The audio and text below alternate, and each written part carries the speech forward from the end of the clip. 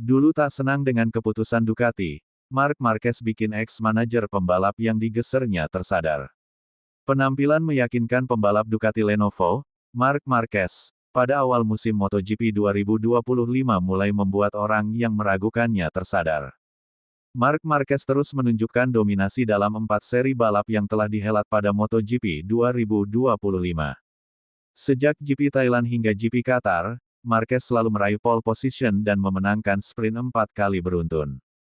Sementara dalam balapan utama, dia hanya gagal finish pertama 1 kali dan itu terjadi ketika sudah unggul jauh atas lawan-lawannya dalam balapan GP Amerikas.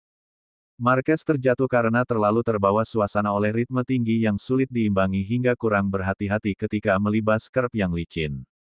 Penampilan impresif itu membuat orang yang pernah meragukannya tersadar bahwa si alien belum habis setelah badai cedera yang panjang. Salah satu di antaranya adalah sosok senior di paddock MotoGP, Carlo Pernat. Pria yang pernah lama menjadi manajer tim hingga pembalap itu cukup vokal dalam mengkritisi keputusan Ducati untuk merekrut Marc Marquez. Maklum, pembalap yang diurus oleh Pernat ikut menjadi korban, yaitu Enea Bastianini. La Bestia tergusur dari tim pabrikan Ducati karena kedatangan Marquez. Demi Marquez, Ducati meminggirkan 2 talenta yang sudah ditarik sejak debutan yaitu Bastianini dan Jorge Martin yang akhirnya sama-sama pindah. Sebelum Marquez, Martin menjadi pembalap yang meneror kursi Bastianini. Apes, status sebagai runner-up musim sebelumnya dan pemuncak klasemen saat promosi dari tim satelit digadang-gadang tak cukup membuat Martin untuk mengalahkan nama besar Marquez.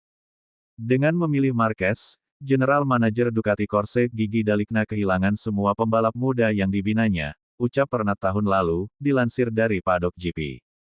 Dia, Marquez, sudah berusia 32 tahun dan tidak lagi seperti dulu. Saya yakin dia akan membuat masalah di dalam tim. Itu pilihan yang masuk akal tetapi berisiko.